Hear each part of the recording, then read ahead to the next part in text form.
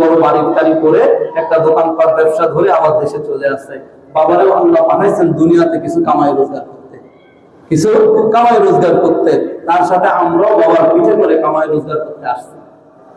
এই দুনিয়া হলো আমার কামাই রোজগারের জায়গা। চলে যেতে হবে আসল স্থায়ী ঠিকানা কোথায়? জান্নাতে। এখন আমি যে কামাই রোজগার করতে আসছি, যদি কামাই রোজগার না করে আরো উল্টা করি, পূর্বাসে কেউ যদি যে মদ খায়, জেনা করে, খারাপ কাজ করে, তাহলে কি তার উন্নত হবে না? আরো ধোকায় পড়বে, নষ্ট হবে, ক্ষতি করবে, তার নিজের জীবনকেও করবে, তার স্থায়ী ঠিকানাকেও নষ্ট করবে। এমন হতে পারে সেখানে জেল ফাঁস খেয়ে সে আর বাপের বাড়ি ফেরত আসতে পারবে না, হয় কি না? এমন। এখন আমি তো দুনিয়ায় এসেছি, কিন্তু ওই যে আমার মূল কাজ কি, টার্গেট কি? আমার বাবার বাড়িতে যাওয়া, স্থায়ী ঠিকানাতে আমার ঘর বাড়ি করা, সেখানে আমার একটা বিল্ডিং করা, সেখানে আমার স্থায়ী ভরণ পোষণের ব্যবস্থা করা। যদি বুদ্ধিমান হয় তাহলে সেই ব্যবস্থা করবে। তিরমিজির হাদিস, নবী সাল্লাল্লাহু আলাইহি সাল্লাম বলেন, আল কাইয়িসু মান দানা নাফসা ওয়া আমিলা লিমা বা'দাল মাউত। প্রকৃত বুদ্ধিমান ওই ব্যক্তি যে নিজের মৃত্যু পরবর্তী জীবনকে চিনেছে এবং তার আমল করেছে। সুবহানাল্লাহ। এইভাবে নবীর ভাষায় কে প্রকৃত বুদ্ধিমান? কারণ সে তো তার স্থায়ী ঠিকানা জান্নাতের ব্যবস্থা করতেছে, ওই স্থায়ী ঠিকানাকে সে বিল্ড আপ করতেছে। এই স্থায়ী ঠিকানায় যেতে একটা জিনিস বাধা। কোনটা জিনিস বাধা? একটা জিনিস, সেটা হলো গুনাহ। এই স্থায়ী ঠিকানায় জান্নাতে যেতে হলে গুনাহ করা যাবে না। আপনি পরিবেশ থেকে যে স্থায়ী ঠিকানায় ফেরত আসবেন, আপনার ভিসা আর পাসপোর্ট ঠিক থাকতে হবে।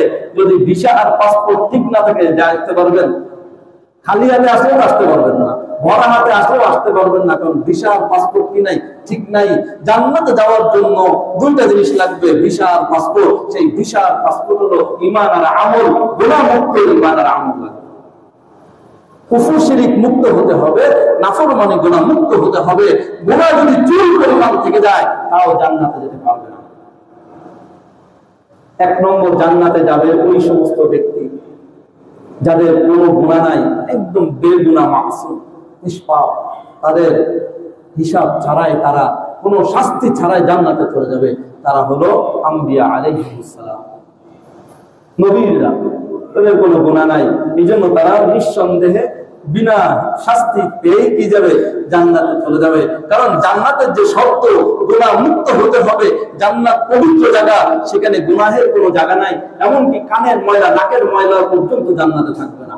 সুবহানাল্লাহ, কত বড় নেয়ামত সেখানে।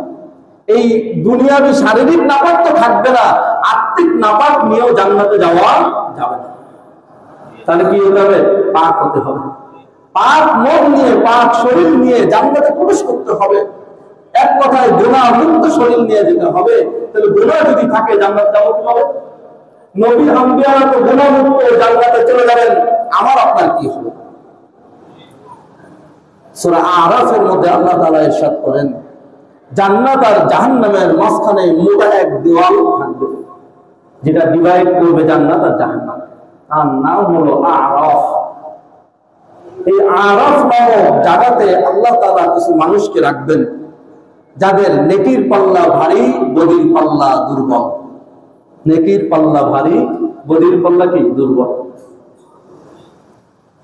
নবী আম্বিয়াদের পরে যারা থাকবে, তাদের তিন অবস্থা হবে। হয় তারা নেকির পাল্লা ভারী, বদির পাল্লা কম, অথবা নেকির পাল্লা বদির পাল্লা সমান সমান, অথবা বদির পাল্লা বেশি। আরেক শ্রেণী তো হবে কাফের, ওদের তো কোনো কথাই নেই, ওরা তো চির জাহান্নাম। মুমিনদের হলো কয় শ্রেণী হবে? তিন শ্রেণী নবী আম্বিয়াদের পরে। নেকির পাল্লা বেশি, বদির পাল্লা কম, এক শ্রেণী। নেকির পাল্লা বদির পাল্লা সমান, দুই শ্রেণী। নেকির পাল্লা কম, বদির পাল্লা বেশি, তিন শ্রেণী। যাদের নেকির পাল্লা কম, বদির পাল্লা বেশি, অর্থাৎ 20% নেকি আর হলো 80% গুনাহ। মাঝে মাঝে একটু জুমায় হাজিরা দেয়, ঈদে হাজিরা দেয়, আর কোনো নামাজ টামাজ পড়ে না ধরে, অথবা নামাজ একটু পড়ে আবার অন্য হারাম টারাম খায়, বিভিন্ন রকম আছে। তো দেখা গেছে যে নেকি কম, গুনাহ বেশি। এদেরকে আল্লাহ তাআলা জাহান্নামে দিবেন। জাহান্নামে দিয়ে পুড়িয়ে পাক করে জান্নাতের পানি দিয়ে গোসল করিয়ে তারপর জান্নাতে প্রবেশ করা। এটা হলো কি, যার জাররা পরিমাণ তার অন্তরের মধ্যে কি থাকবে, ঈমান থাকবে। নবী সাল্লাল্লাহু আলাইহি ওয়াসাল্লাম বলেছেন জাররা কাকে বলে? জাররা হলো যখন সূর্যের আলো ঘরের জানালা দিয়ে ঢোকে তখন দেখবেন আলোর মধ্যে কিছু ময়লা দেখা যায়, হাত দিলে পাওয়া যায় না, কিন্তু আইরে ময়লা দৌড়াদৌড়ি করছে, যাতায়াত করতেছে। এই ময়লাগুলো যত ছোট, এইকে বলে জাররা। এই পরিমাণ যদি অন্তরের মধ্যে ঈমান থাকে, তাওহীদ থাকে, রিসালাত থাকে, কোরআন থাকে, হাদিস থাকে, সুন্নাহর মহব্বত থাকে, নবীর ভালোবাসা থাকে, তাহলে সে একদিন পুরে বলেও জান্নাতে যাবে। সুবহানাল্লাহ। কিন্তু কথা হলো পুরাতে লাগবে। গুনাহ করেছি 90 ভাগ বা 99 ভাগ, এই 99 ভাগ গুনাহকে পুড়িয়ে তারপরে কি জান্নাতে যাওয়া। পুরা লাগবে না? লাগবে না? পুরা কিন্তু লাগবে। এখন সিদ্ধান্ত নিতে হবে পুড়ে যাবো না পুড়ে যাবো। যে সমান সমান হবে, আল্লাহ রাব্বুল আলামিন রহমত করে তার নেকির পাল্লা একটা নেকি বেশি দিয়ে তাকেও জান্নাতে বানায় দিবেন। সুবহানাল্লাহ। যার নেকি বেশি, প্রতিবেশী, সে তো জান্নাতে যাবে।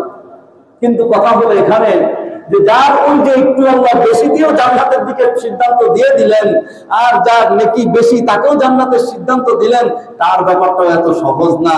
এই দুই শ্রেণীর লোককে আল্লাহ তাআলা জান্নাতে প্রবেশের আগ পর্যন্ত আরাফ নামক স্থানের সিরিয়ালে অপেক্ষায় রেখে দিবেন।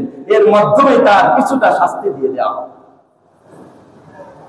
এই সূরা আরাফের তাফসীর পড়ে দেখেন, এই আরাফে কারা থাকবে তাদের উদাহরণ কি দেওয়া হয়েছে। উদাহরণ দেওয়া হয়েছে ওই আলেম, অনেক এলেম ছিল, অনেক ইবাদত করেছে, কিন্তু মা বাপকে কষ্ট দিয়েছে। ওই শহীদ আল্লাহর রাস্তায় নিজের জানকে শহীদ করে দিয়েছে, মা বাপকে কষ্ট দিয়েছে, অন্যের হক মেরেছে। আল্লাহ রাব্বুল আলামিন এই কারণে তাকে আরাফের মধ্যে রেখে দিলেন। এখানেও তার একটু শাস্তি পেয়ে ওই মা বাবাকে যে কষ্ট দিল, এই শহীদ হয়েছে, সে তার গুনাহ মাফ, ঠিক আছে, তাকে জান্নাত দিচ্ছেন, ঠিক আছে, কিন্তু এইটুক শাস্তি দিয়ে তাকে জান্নাতে দিবে।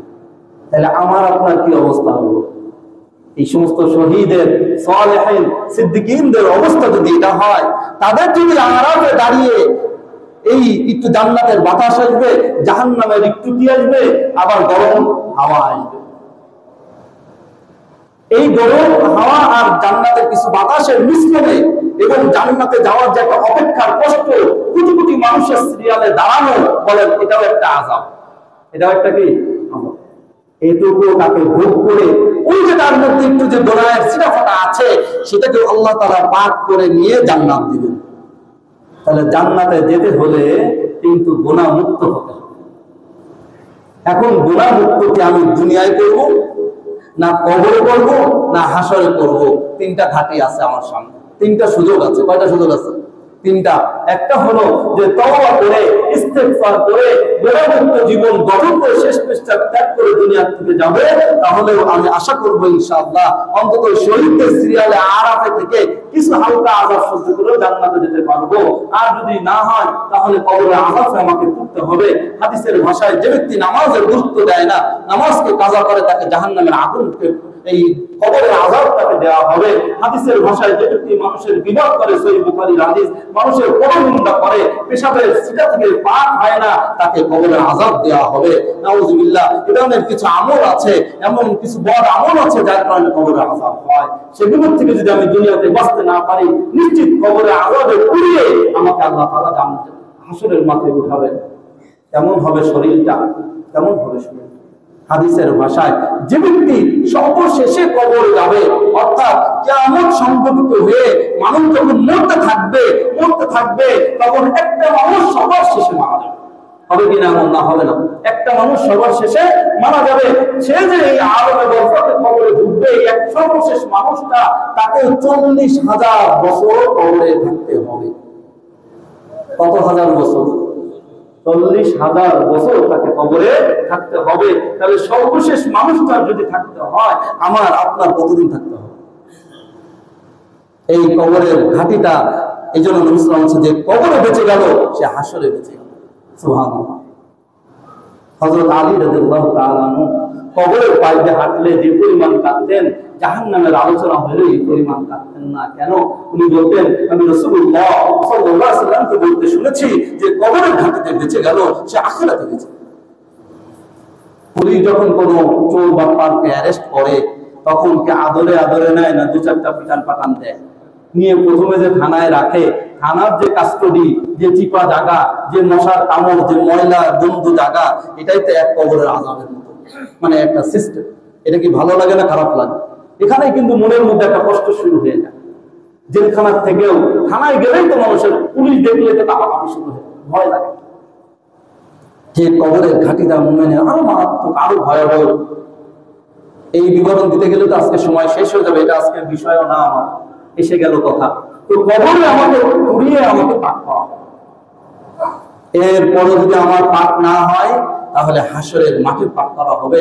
সেই বুখারী মুসলিমের হাদিস, নবী সাল্লাল্লাহু আলাইহি ওয়াসাল্লাম বলেন, বান্দার আমল হিসাবে তার এত পরিমাণ সূর্যের তাপ তাকে দেওয়া হবে যে কারো বড় আমল হিসাবে তার ঘামটা হবে হলো টাকনু পর্যন্ত, কারো হবে হাঁটু পর্যন্ত, কারো হবে কোমর পর্যন্ত, কারো হবে গলা পর্যন্ত।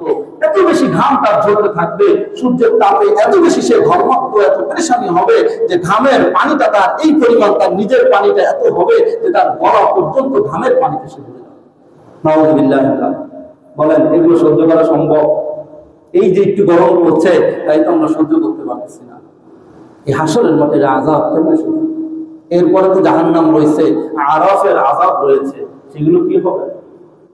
এখন যে আমি নফসের দাবিদারি করে, আমি যে শয়তানের কথা শুনে, আমি পাশ্চাত্যের মডার্নিজমের সবুরে পড়ে, আমি বিভিন্ন ধরনের ধোঁকার মধ্যে প্রতারণার জালে পড়ে আমি নিজেকে ঈমান আর আমল থেকে দূরে রাখতেছি, তাওহীদ রিসালাত থেকে দূরে থাকতেছি, একাত্মবাদের বাণী থেকে দূরে রাখছি, নবীর সুন্নাহ থেকে বাদ দিয়ে আমি ওই কোথায় বিল গেটস আর কার্ল মার্ক জুকারবার্গ এদেরকে ফলো করছি। আল্লাহর নবী, শ্রেষ্ঠ নবীর অনুসরণ বাদ দিয়ে কিয়ামতের মাঠের কথাকে আমি একটু চিন্তা করি না? একটু কি ভাবি না? একটু কি হৃদয় ভয় রাখে না? যাই হোক, জান্নাতে যেতে হলে ভাই আমাকে আপনাকে পাক করেই যেতে হবে। যদি পাক না করতে পারি তাহলে আল্লাহ তাআলা পাক করাই নেবেন, যদি তাও জান্নাত পাই। আর যদি না পাই তাহলে তো সবই গেল। আল্লাহ আমাদেরকে হেফাজত করে না। মুহতারাম হাজিরিন, জান্নাত বাবার বাড়ির স্থায়ী ঠিকানা। আল্লাহ তাআলা সৃষ্টি করেছেন আমাদেরকে এই স্থায়ী ঠিকানায় নেওয়ার জন্য, কিন্তু এই স্থায়ী ঠিকানা একটি পুত পবিত্র জায়গা। এখানে নাপাক শরীর নিয়ে প্রবেশ করার কোনো সুযোগ আল্লাহ রাখেন নাই। এই জন্যই আমাদেরকে এই নাপাক শরীরে পাক বানায় যেতে হবে। হয় নিজের দুনিয়াতে তওবা ইস্তেগফারের মাধ্যমে গুনাহমুক্ত জীবন বানানোর মাধ্যমে, অন্তত না হয় কবরে হাসরে পুরার মাধ্যমে। এখন সিদ্ধান্ত আমার আর আপনার। আমি কি কবরে হাসরেকে কি পুড়ে পুড়ে তারপর জান্নাতে যেতে চাই, নাকি দুনিয়াতেই তওবা ইস্তেগফার করে নিতে চাই? এখন নফস আর শয়তান আরেকটি ধোঁকা দিবে। কি দিবে? আচ্ছা কবরে একটু পড়লাম, তো আনন্দ দুনিয়ায় করে নেই, হাসরে একটু মারপিট খাইলাম, তারপর জান্নাতে যাব। একটা কথা শিখায় দেয় নফস আর শয়তানে, চোর হলে হবে কি ঈমান আছে, কি বলে কিনা? টাকা পাচার করলে হবে কি ঈমান আছে? মানুষের হক মানলে হবে কি ঈমান আছে? হারাম খাইলে কি হবে? ঈমান আছে। গান শুনলে কি হবে? ঈমান আছে। আল্লাহ তো বিশ্বাস করি, কি বলে আছে কিনা? নফস শয়তান একটা ধোঁকা দেয়। আচ্ছা একটু মারপিট খাবো না, তারপর তো জান্নাতে চলবে। হুজুর এত পারি না, এত কষ্টের বয়ান দিয়েন না, কি বলেন? আছে কিনা? নফস শয়তান একটা ধোঁকা দেয়। আচ্ছা আপনি কিভাবে আশ্বস্ত হলেন যে আমি যে এখন একটু একটা টান দিব সিগারেটের, এখন যে একটু কানের কলি শুনবো, আমি যে একটু মদ খাবো, আমি যে একটু আনন্দ করবো, একটু নাটক সিনেমা দেখবো, নাউযুবিল্লাহ, এর কারণে আমি এই অবস্থায় মারা যাব না? বুঝাতে পারি নাই? এই অবস্থায় যে আমি মারা যাব না, এর কি কোনো নিশ্চয়তা আছে? হাদিসে এসেছে, নবী সাল্লাল্লাহু আলাইহি ওয়াসাল্লাম বলেন, বুখারী মুসলিম সহ বিভিন্ন হাদিসের, মিশকাত শরীফ সহ বিভিন্ন হাদিসের কিতাবে এসেছে যে যখন চোর চুরি করে, যখন জিনাকারী জিনা করে, যখন মিথ্যাবাদী মিথ্যা কথা বলে, তখন তার ঈমানটা অন্তর থেকে বের করে আল্লাহ তাআলা ঝুলিয়ে রাখেন। সে যদি জিনার থেকে নিবৃত হয়, চুরি থেকে নিবৃত হয়, মিথ্যা কথা বন্ধ করে, তখন আবার তার অন্তরের মধ্যে ঈমানটা দেওয়া হয়। কোন অবস্থায় আছে তাহলে? অপর হাদিসে নবী সাল্লাল্লাহু আলাইহি ওয়াসাল্লাম বলেন, যখন কোন মানুষ মিথ্যা কথা বলে, ফেরেশতারা যোজন যোজন দূরে এই গন্ধের কারণে অনেক দূরে চলে যায়, তার সাথে রহমতের ফেরেশতা থাকে না। এই যে দেখেন আমরা যে গুনাহগুলো করি, এই যে কবিরা গুনাহগুলো, আমরা তো রত হয়ে যাই আর শয়তানদের ধোঁকা দেয়। এই তো কয়দিন পরে তওবা করে নিব, কয়দিন পরেই তওবা করে নিব, একটু বয়স হলে হজে যাবো, ওমরা করবো, পাক হয়ে আসবো। আমি যে হজে যাবো তার কি নিশ্চয়তা আছে? কত মানুষ তো হজে যেও মারা যায় না, যায় কিনা? যায় না? আমি হজে যাবো তার কি নিশ্চয়তা আছে? আমি যে জুমায় যে তওবা করে মাপ পাবো তার কি নিশ্চয়তা আছে? আমি যে শবে বরাত পর্যন্ত অপেক্ষা করছি তার কি নিশ্চয়তা আছে? আমি যে শবে বদর পর্যন্ত অপেক্ষা করছি তার কি নিশ্চয়তা আছে? আছে কোনো নিশ্চয়তা? তাহলে কিসের কারণে আমি গুনাহ করি? এখন গুনাহ করার সময় যদি আমার মৃত্যুটা হয়ে যায়, আমি আল্লাহর কাছে কোন অবস্থায় গেলাম? আমার রূহটা নিতে আসবে কি রহমতের ফেরেশতা, নাকি এই গুনাহ করা অবস্থা আমার রূহটা নিতে আসবে জাহান্নামের ফেরেশতা? একটু চিন্তা করি আমি, কি বলেন? আমরাই যদি কেউ কারো দুনিয়াতে গুনাহ সম্পর্কে জানতে পারি, তারে আর সালাম কালাম দেই, তারে কিভাবে ফেসবুকে আগে পোস্ট হবে, কিভাবে পত্রিকায় দিবে, গত অমুক ভাই শুনছেন কি করছে, কি বলেন? দুনিয়াতেই বেইজ্জতি শেষ, আর আখিরাতের কি অবস্থা হবে? আউযুবিল্লাহ। এই জন্য মন চায় এই কাজ করা যাবে না, এই ফ্রিডমনেসের মধ্যে পড়া যাবে না। পাশ্চাত্য আমাদেরকে সবচেয়ে বড় যে ধোঁকা দিচ্ছে, তুমি মন যা চায় তাই করো। আর আমার আল্লাহ বলছে, বান্দা তুমি আমার গোলাম হও, আমি আল্লাহ তোমার মনের সব আশা পূরণ করে দেব। সুবহানাল্লাহ। ওয়ালাকুম ফিহা মা তাশতাহি আনফুসুকুম ওয়ালাকুম ফিহা মা তাদউন। আমার আল্লাহ বলেন, ও বান্দা তুমি তোমার মনের আশাকে, মন যা চায় তাকে যদি দুনিয়াতে তুমি একটু বিরত থাকতে পারো, একটু সংগ্রাম করে, কষ্ট করে, মনের প্রবৃত্তির চাহিদাকে তুমি বন্ধ করে একটু সবর করতে পারো, বান্দা আমি জান্নাতে তোমার মন যা চায় তাই আমি তোমাকে দিয়ে দিব। সুবহানাল্লাহ। ওয়ালাকুম ফিহা মা তাশতাহি আনফুসুকুম, মনের মধ্যে যা চাইবে আল্লাহ তাই দিয়ে দেব। মনে কি চাইবে? মনে চাইবে বিশাল অট্টালিকা, বিশাল অট্টালিকা শুধু দিবে না, আল্লাহর হাবিব সাল্লাল্লাহু আলাইহি ওয়াসাল্লাম বলেন, সেই হাদিসে এসেছে, যে ব্যক্তি সর্বশেষ জান্নাতে যাবে, ওই যে ব্যক্তির কথা বললাম, পুড়িয়ে টুড়িয়ে চর পাক করে সবার শেষে জান্নাতে দেওয়া হবে। এরপরে আর কারো জান্নাতের সুযোগ থাকবে না, জান্নাতের দরজা বন্ধ হয়ে যাবে। ওই ব্যক্তিকে আল্লাহ তাআলা এই দুনিয়ার দেশ দুনিয়ার সব পরিমাণ একটি জান্নাত দান করবেন। সুবহানাল্লাহ। কয় গুণ? 10 গুণ। এই গ্রিন রোডের 2 কাঠা যদি বাড়ি পেয়ে যান, তাই তো না আমি কত বড় বড় লোক। একটা 6 তলা বাড়ির মালিক যদি ঢাকা শহরে হওয়া যায়, তাহলে মনে হয় কত না জানি টাকার মালিক আমি। একটি যদি প্রাডো থাকে তাহলে তার কথাই নাই। আর BMW রোলস রয়েস তার খুঁজেই পাওয়া যাবে না, গাড়ি অ্যাক্সিডেন্ট করবে, সাইড দিবে না, বুঝলেন? নিজেকে মনে হয় এত। আর ভাই আপনি যদি বিল গেটস হয়ে যান, আপনি যদি ইলন মাস্ক হয়ে যান, তাও কি আপনি দুনিয়া পেয়েছেন? পান নাই। তুই আমেরিকার একটু লস অ্যাঞ্জেলেসে, নিউ ইয়র্কে হয়তো আপনার কয়েকশো বিঘা জমি আছে, কয়েক হাজার কোটি টাকার মালিক, কয়েক লক্ষ কোটি টাকার মালিক, এতটুকুই তো। পুরো দুনিয়ার মালিক তো না, পুরো আমেরিকার মালিক তো না, পুরো বাংলাদেশের মালিক তো আপনি না। আর আল্লাহ তাআলা পুরো দুনিয়ার 10 গুণ জান্নাত দিবে, ছোট জান্নাত থেকে। সুবহানাল্লাহ। এই কম আছে না বেশি আছে? তাফসীরের কিতাবে এসেছে, মা তাশতাহি আনফুসুকুমের আয়াতের যে যা মন চাবে। আরে ভাই এখন যদি মনে চাই একটু বাপের বাড়ি যায়, এই যে আমরা অনেকে দেশে গেছি আসছি, কষ্ট হয়েছে কিনা? সময় লাগছে। আর BMW তে গেলেও একটু সময় লাগছে না, লাগে নাই? 2 ঘন্টা 3 ঘন্টা 5 ঘন্টা লাগছে কিনা? বিমানে গেলেও তো আধা ঘন্টা, উঠতে নামতে ইমিগ্রেশন ইত্যাদি করতেই তো টাইম গিয়েছে না, যায়নি? আল্লাহ রাসূল সাল্লাল্লাহু আলাইহি ওয়াসাল্লাম বলেছেন, হাদিসের মধ্যে এসেছে, তাফসীরের কিতাবে এসেছে, যে বান্দা যদি চায় যে এখন আমি তোমার বাবাকে দেখতে যাইতে চাই, মনে চাইলে আল্লাহ রাসূল সাল্লাল্লাহু আলাইহি ওয়াসাল্লাম জান্নাতে কি অবস্থায় না আছেন, আবু হুরায়রা কোথায় আছে, একটু যে দেখে আসি, আমার ছেলের সাথে একটু সাক্ষাৎ করতে মনে চায়, বান্দার মনে চাইবে। আর রফরফ নামক একটা সবুজ গালিচা এসে দাঁড়াবে, পা দিবে, সেকেন্ডের মধ্যে চোখের পাতা ছিঁড়ে আসার আগে সে তার বাড়িতে জয় পৌঁছে যাবে। সুবহানাল্লাহ। কয় ঘন্টা লাগবে?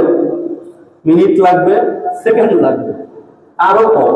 সুবহানাল্লাহ। চিন্তা করছেন মনের আশা আল্লাহ কিভাবে পূরণ করবে? আরো কত বিবরণ এই দিতে গেলেও সারা দিন রাত চলে যাবে। মনের আশা তো পূরণ হবে কোথায়? জান্নাতে। ঘুমানোর টাইম হলো কবরে, মনের আশা পূরণ হবে কোথায়? জান্নাতে। জান্নাতে কোনো রেস্ট্রিকশন নাই, কোনো রেস্ট্রিক্টেড নাই, সেখানে মদ হারাম, সেখানে চুরি করবে পুরুষরা। সহিহ বুখারী মুসলিম হাদিসে এসেছে, নবী ইসলাম বলেন, দুনিয়াতে যারা চুরি করবে, ব্রেসলেট পরবে, যে সমস্ত পুরুষরা, জান্নাতে তাদেরকে এই ব্রেসলেট দেওয়া হবে না। নাউযুবিল্লাহ। দুনিয়ায় ব্রেসলেট চুরি পুরুষের জন্য নাজায়েজ, হারাম। পুরুষ পড়বে কোথায়? জান্নাতে। সেদিন বিশাল বালাখানা দেওয়া হবে, সেদিন মনের আশায় যা ইচ্ছা তাই পূরণ করতে পারবে। একজন, দুইজন, 70 জন আল্লাহ তাআলা হুর দান করবেন। সন্তান চাইলে সাথে সাথে সন্তান জন্ম হয়ে যাবে, 10 মাস অপেক্ষা করা লাগবে না। যদি চাই যে 10 বছরের ছেলে, 10 বছরের ছেলে উপস্থিত হয়ে যাবে।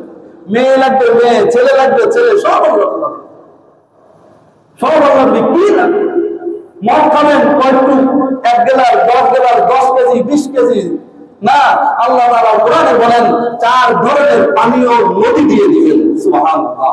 কয় ধরনের পানি? 4 ধরনের। মদের দিবেন, সুপেয় পানির দিবেন, দুধের দিবেন, মধুর দিবেন। তাও কেমন নহর, ওই বুড়িগঙ্গা এসে কত দূরে যাবো আবার গাড়ি করে, তারপর আনবো না। আল্লাহ বলেন বান্দার পিছন পিছন নহর গুলো হাঁটতে থাকবে। সুবহানাল্লাহ। আর কত বলবো, আরো অনেক আছে। ওয়ালাকুম ফিহা মা তাশতাহি আনফুসুকুম ওয়ালাকুম ফিহা মা তাদউন। যা যাবে সব কিছু পাওয়ার জায়গা কি? জান্নাত। আর দুনিয়া হলো যা চাইবে তার থেকে বিরত থাকার জায়গা হলো দুনিয়া। ত্যাগেই শান্তি, ভোগেই নাই। এটাই কুরবানির মূল শিক্ষা। হযরত ইব্রাহিম আলা নবীনা আলাইহিস সালাতু ওয়াস সালাম নিজের সন্তানকে, প্রিয় সন্তানকে কুরবানি করার মাধ্যমে, ত্যাগের মাধ্যমে এই শিক্ষাটা, তাকওয়ার শিক্ষাকে বুঝিয়ে দিয়েছেন। ত্যাগেই শান্তি, ভোগেই না। আমরাও কুরবানির মাধ্যমে শিক্ষা পেয়েছি, ত্যাগেই শান্তি, ভোগেই না। আচ্ছা, গরুর গোশত খেয়ে মজা লাগে, পরে শান্তি লাগে না কষ্ট হয়? প্রেশার বাড়ে, গরম লাগে, কষ্ট হয়, কোষ্ঠকাঠিন্য দেখা দেয়, কি বলেন, আছে কিনা? তাহলে ত্যাগেই শান্তি না ভোগেই শান্তি? এরপরে যদি একটু রেস্টরুমে ঘুরে আসতে পারি তাইলে বলে খুব ভালো লাগলো। বলেন এতক্ষণ যে গোস্ত নিয়ে কত কিছু আনন্দ, কিন্তু শান্তি লাগলো কোন জায়গায়? ওই ত্যাগেই না ভোগেই? ত্যাগেই। তাহলে ত্যাগেই শান্তি, বিষয় নয়, ভোগে নয়। অমুক ভাই আমাকে একটা বড় কথা বলছে, আমি আর একটা বড় কথা বলে দিলাম, ভাল লাগলো না, অস্থিরতা বাড়ে, অস্থিরতা বাড়ে। ও আবার পাল্টা দেওয়া বলে, আমি পাল্টা দিব, পাল্টা দিবে, পাল্টা দিবে, পারলো না, করলো। কিন্তু ও বলছে আমি সবর করলাম। যাক, আল্লাহর বান্দা বলছে, আল্লাহ তুমি তারেও মাফ করে দাও, আমারও মাফ করে দাও, বাস আমি শান্তি পেয়ে গেলাম। দেখবেন মনটা সাথে সাথে ঠান্ডা হয়ে যায়, মনটা পেয়ে যায়, ঠান্ডা হয়ে যায়। তাহলে ত্যাগেই শান্তি, কিসে নয়, ভোগেই নয়। এই জন্য এই কোরবানির শিক্ষা আমাদেরকে দেয় যে আমরা যে ত্যাগের মাধ্যমে কোরবানি করে আল্লাহর সন্তুষ্টি অর্জন করেছি, ওই ত্যাগকে আজীবন ধরে রাখতে হবে, যাতে শয়তান আমাকে এক ত্যাগ অর্জন করায় আর এক ভোগের মধ্যে ফেলে না দেয়। এক ত্যাগ অর্জন করে আর এক ভোগের মধ্যে আমাকে না ফেলে দেয়। কোরবানির ত্যাগ অর্জন করে আমাকে গুনাহের আরেকটি ভোগের মধ্যে শয়তান ফেলে না দেয়। কোরবানির গোশত করলাম, কোরবানির গোশত খেয়ে পরে একটু কোক খাইলাম, কি বলেন, এই যে শয়তান আর আমাকে ধোকার মধ্যে ফেলে দিল। কোক খেলাম মানে ফিলিস্তিনের মুসলমানদের রক্ত খেলাম। নাউযুবিল্লাহ। কি বলেন, কোক বিক্রি হয়েছে না হয় নাই? মুসলিম রাষ্ট্রে হচ্ছে না হচ্ছে না? হচ্ছে।